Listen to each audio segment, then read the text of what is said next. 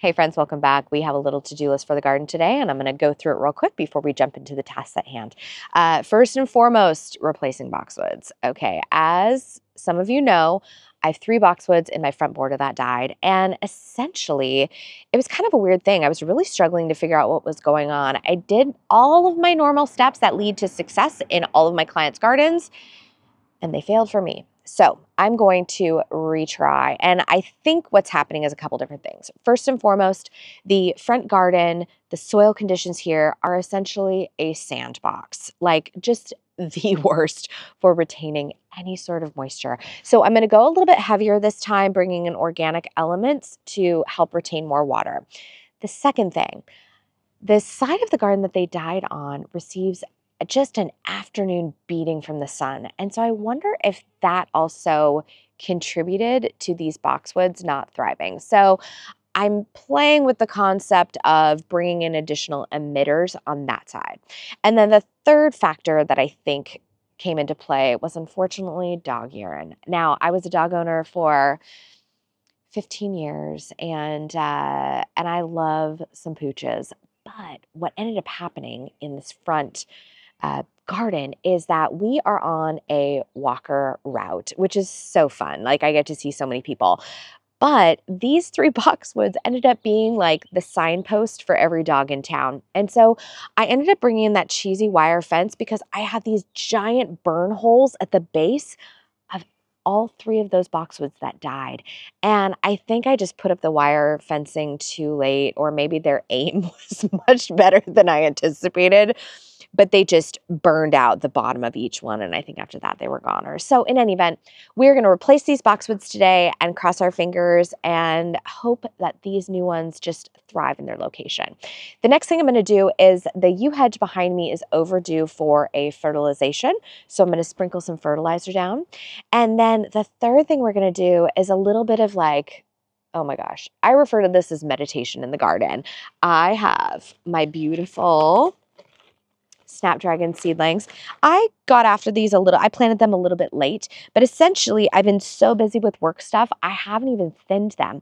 So I'm going to thin these out, and then I have a couple cells that never germinated. And so I'm going to simply transplant some seedlings into those as well. Without much further ado, let's jump into our projects. Here is where we're at.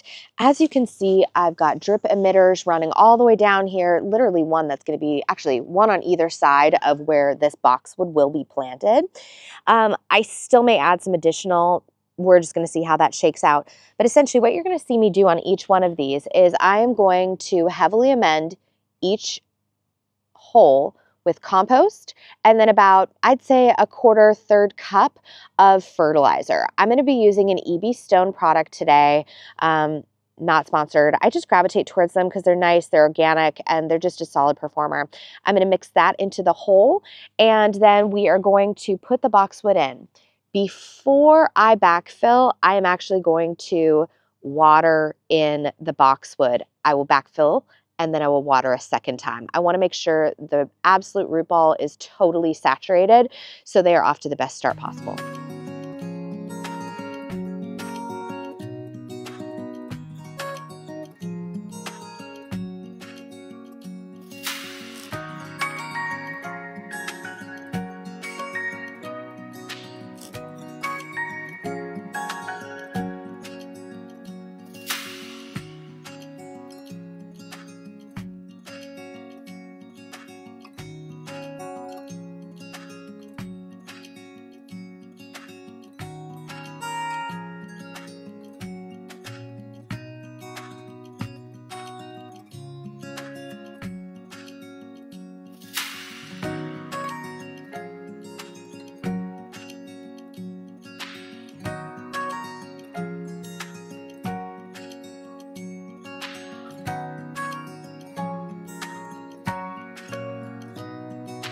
Okay, I want to show this to you up close, what I'm working with. Do you see this?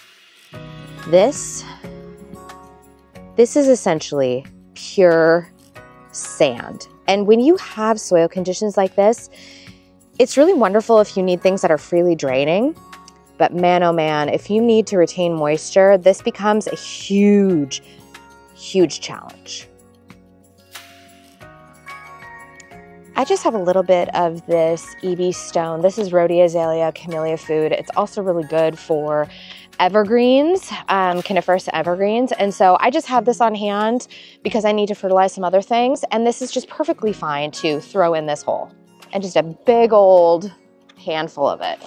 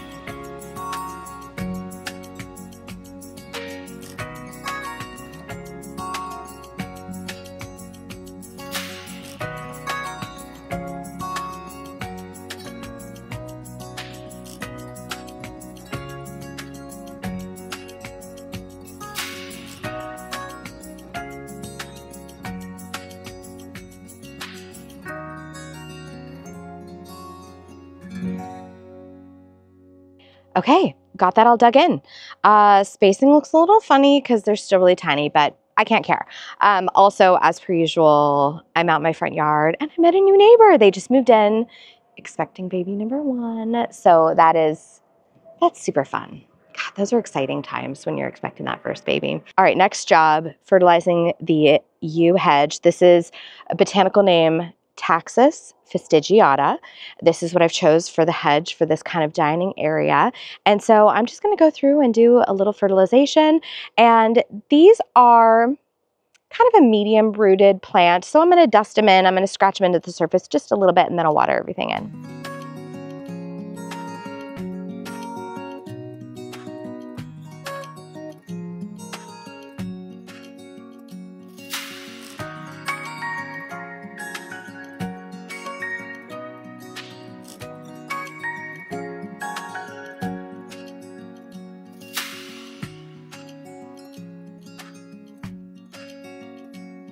And we don't have any weather in the forecast, any rainy weather in the forecast, so I'm gonna go ahead and water everything in. Normally, if I was anticipating rain tonight, tomorrow, I'd let it be, but I'm gonna water it in.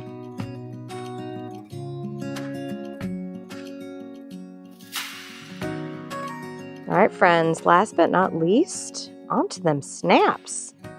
Okay, let's go through some basics about hardening off plants. All right, what we are not gonna do is harden off our little babies that we have spent all this time and love and energy cultivating. We are not going to bring them outside and throw them right into the blazing hot sun for 12 hours a day. No, thank you. We need to baby step them from the inside, loving environment to the outside. So here's what I'm going to have you do. Very first day, they're going to come out for an hour, 2 hours tops. I'd like you to look for a sheltered location. We don't want wind whipping through. We don't want blazing hot sunshine. Sometimes what I'll do is I'll just set them in the shade, a couple hours, something protected, maybe up close to the house, and let them ride. Next day, do the same thing. Third day, increase it. I'll go from 2 hours to 4 hours. The next day, maybe hit it with 5 hours or 6 hours. Basically, you want a week of hardening these guys off until they spend their first night outside. And it's like little tiny baby steps. Like we're gonna go a little bit further, maybe morning sun, then maybe a little bit more morning sun. Does that make sense? So basically you just chart your own little pathway to get these babies off to the right start. All right, friends, here we have a beautiful tray of Snapdragon seedlings. And essentially what you're gonna notice is some of these, we've got one little guy in, and others we have multiples in. So what I'm gonna do is I'm gonna go through and thin these things out. Now, a couple of these, you can kind of see, I lost one here, I don't have one there, I'm also missing one here. So what I'm gonna do is I'm actually gonna pluck out some of these and transplant them because these two varieties are ones that I love to use. So over here we have Potomac Ivory and this is Potomac Lavender, two of my absolute favorites. Over here we have Potomac Royal. This one had a little bit shoddier of germination. I'm not super obsessed with it because this is not one of my favorites. It's a little too bright. I almost forgot, supplies. I'm using my Dram little snips just because I like to get in there real tight and I don't want to disturb the root system of the neighboring snaps. And then a classic butter knife.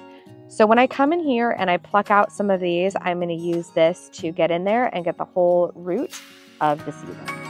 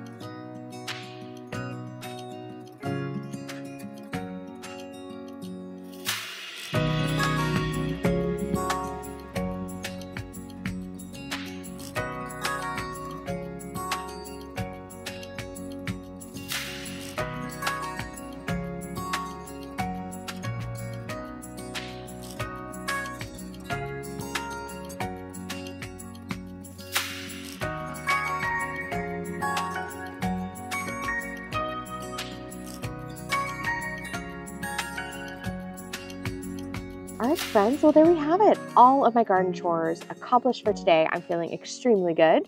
And so with that, I'm going to end it here. Thank you so much for watching and say hello to your garden for me. I'm going to see you in the next one.